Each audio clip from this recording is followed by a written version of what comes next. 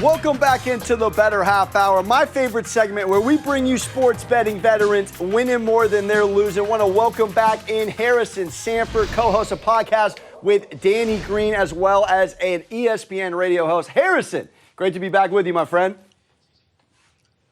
Pleasure to have you. Pleasure to be on the show. And I'm hoping I can hit some bets so I could end up doing the Ric Flair strut like you did earlier in the show. I love it. All right, well, which bets have boded well for you and which bets have broken your heart thus far? Well, I was really happy during the Eastern Conference Finals. The unders hit a lot Eastern Conference semifinals between the Bucks and the Celtics. So that was a good one to hit. And I also got pretty lucky with Tobias Harris as the top scorer for the Philadelphia 76ers. I think that was game one where he was plus 1,200. So that was fun. On the other hand, I placed a lot of futures on the Sixers coming back and winning that series once Joel Embiid was healthy. That did not pan out well. I placed a lot of futures on the Bucks coming back and winning the matchup against the Boston Celtics. That did not pan out as well either. At least they competed till game 7. The Sixers, they let me down. As far as your betting approach for our listeners, take us a little bit into your process for how you bet in the playoffs. Well, first of all, obviously you have to watch out for injuries and seeing what happens there. That's first and foremost. And then after that, I really don't like to place any player props until I see how the games are being played and how the matchups look. So for maybe the game 1 of a series, I might just pick like a money line or something like that. But once game 2 hits, I kind of know who's guarding who. Like, for example, Andrew Wiggins is going to be on the court all times whenever Luka Doncic is on the court, which means I might be more inclined to put more on bet the over for his points, rebounds, assists. You saw what he did in game 3, had 27 points, 11 rebounds. Same thing with PJ Tucker. He's going to be on the court majority of the time when Jason Tatum is on the court. So yeah, game 4 was disgusting from the Miami Heat. But game 3, he had 17 points and he played around 40 minutes. Looking at the matchups, knowing who's going to get a lot of usage, whether they're offensive or defensive or a two-way player, is very key for me when I look at looking at props. When looking at this Warriors-Mavs series, it's virtual pick'em for tonight. All momentum with the Warriors, but it's tough to close out 4-0. Do you see them doing it, or do you think the Mavs hang in there for a game 5? Well, they have Luka Doncic, so I could see the Mavericks winning this game. Sure, not coming back in this series, but I could see them winning. But at the same time, Golden State Warriors, as you alluded to, are elite when it comes to the Western Conference Finals. And at the same time, you look at these playoffs, man. Jimmy Butler's hurt.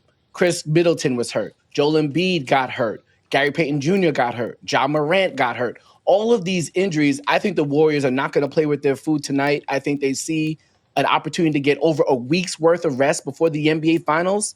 They're coming for blood, and I think they get the W. As far as futures go in these NBA playoffs, anything you're flirting with, Warriors to win it all? Do you have a strong lean in the Eastern Conference Finals at 2-2 at the moment? Well, I think the Celtics are just the better team. I think they're the best team left. They have defensive players who could also hit threes. They have a bunch of two-way players on their roster. It obviously matters what happens with Marcus Smart. Is he healthy enough to play? If he's healthy enough, I think they're the best team. And right now, I think they're plus 230 to win the NBA Finals. So I would roll with that because that's a bet will bring you back some good change. And even still, an Eastern Conference team future to win the NBA Finals, so obviously the Miami Heat, is also at, I think, 135. So if you pick an Eastern Conference team, and the Miami Heat would have home court advantage. So I think it's a nice little bet to place. Either you pick the Celtics or you pick the Eastern Conference in general to win the NBA Finals, because obviously everybody thinks the Warriors are going to win.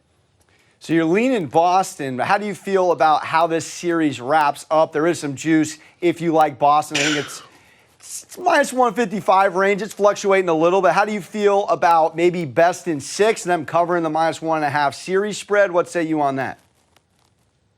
Man, I would have a better answer if I was a physician, because there's so many injuries in this series.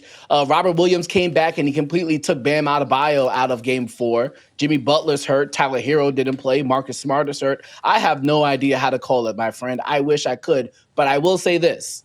The best player in this series is Jason Tatum. Jason Tatum is healthy. And I could also make your argument, the second best player in this series is Jaylen Brown.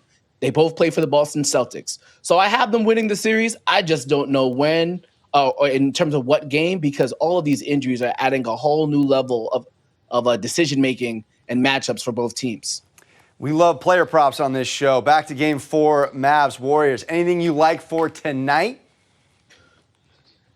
Hey, listen, man. We gave Frank Ntilikina a chance in New York. It didn't pan out, and it's not really working out in Dallas. Time he gets on the court, their offense struggles. So I don't see him getting a lot of minutes tonight, which means more minutes for Spencer Dinwiddie, who is 17 of 33 from the three-point line in his last 5 games. Tonight, at plus 2.5, at over 2.5, he's at plus 150. I take a bet on that. He's going to get, and these are games, in these last 5 games, he only cracked over 30 minutes once. It's a do or die situation. He's going to play over 30 minutes. He's hitting a lot of threes. 2.5 threes does not seem like a lot. He was 4 of 10 in their last game. Get you out of here with your best bets for game 4 in the Warriors Mavs and game 5 in Heat Celtics. Well, listen, I got the Warriors winning this game, and right now they're +1. I would even take that alternate spread up to even 3 or even up to 5. I think they're going to run away with this at some point. The average margin of victory in this series so far is 14. Last game, it was 9. I think they're going to run away with it, and if that's the case, you could push up the points, especially with them being a 1-point underdog. All of these games, I'm sorry, man, ever since Game 7 of the last series, the second round series, we've seen a lot of blowouts. I would like to see a close game, but I'm going with the trend. I think Golden State blows them out tonight. You can push up that alternate spread to take advantage of it.